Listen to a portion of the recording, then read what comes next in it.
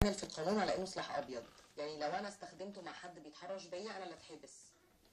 اوكي، انت اللي تتحبس. مع ان يعني مثلا السبراي ده يعني بيعمل ثواني عمل مؤقت عشان الضحيه تقدر تهرب، او الالكتريك شوك اصلا بتبقى لمده ثواني برضو بيعمل نوع من الشلل مؤقت عشان بيعمل صدمه. يعني ما بموتوش يعني. ازاي يتساوى مع المطوه او السكينه. دي حاجه. الحاجه الثانيه ان انا يعني بعتقد ان مهما اتغلظت العقوبه في التحرشات او الحاجات دي، ما دام ما حدش بيشتكي، يعني اوكي في نص قانون اوريدي موجود، في بالفعل نص قانون موجود. هل وجود امن في الشارع اكتر؟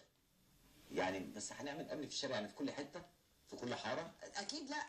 بالظبط. انا اتخذ اجراء. انا اتصلت بالفعل وجربت وعشت التجربه، وكانت التجربه رائعه. البوليس جدا جدا. الشرطه من اول لحظه، من اول ما طلبت 122 النجده لغايه اخر لحظه، لغايه ما مشيت من القسم. الناس اللي اتحركت بسرعه، فكره التحرك بسرعه بتمنع بلاوي كتير. بيتحركوا بسرعه يا جماعه، يعني هما بيتحركوا بسرعه بالفعل، يعني ده اللي انا عشته وده اللي انا واجهته. يعني انا مش هعتمد على الناس اللي في الشارع، لان شويه انا سالت وبدات ان انا بيخاف احاول يقول لك انا هتدخل جايز معاه مطوه، جايز معاه حاجه يعورني. قال لك اذا كان في ضابط جه ورا اللي هم كانوا الشباب اللي اتحرشوا بواحده وقتلوه، وبعدين ده العدد، فلو واحد دخل هيعمل ايه؟ بالظبط. الضابط ده فده نموذج الشباب بقوا يخافوا.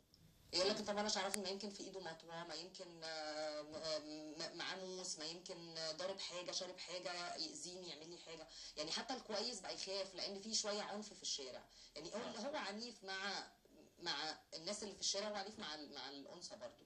وبعدين احنا هم بيقولوا اصلا ان مبررهم اللبس والكلام ده كله، في حين ان في شفنا المحجبات ماشيين وراهم. بس في احصائيه بتقول ان 86% من الستات في مصر بيتعرضوا للتحرش. اوكي، 86% كلهم مش محترمين. وبعدين فين المانجر ده؟ يعني ايه مثلا ما فيهاش غير 14% ست محترمين فقط. ده البنات الصغيرين بيتعكسوا بيتم التحرش بيهم. الستات الكبار الستات الكبار، الست اللي بتدافع عن الشباب وهي بتتعرض للمعاكسه. بالظبط. انا قلت لك طب هنقول ايه بقى؟ يعني هي بتحاول تشوف اي اكسكيوز، يعني اي عذر، يعني اي عذر وخلاص. لا، انا اعتقد اصلا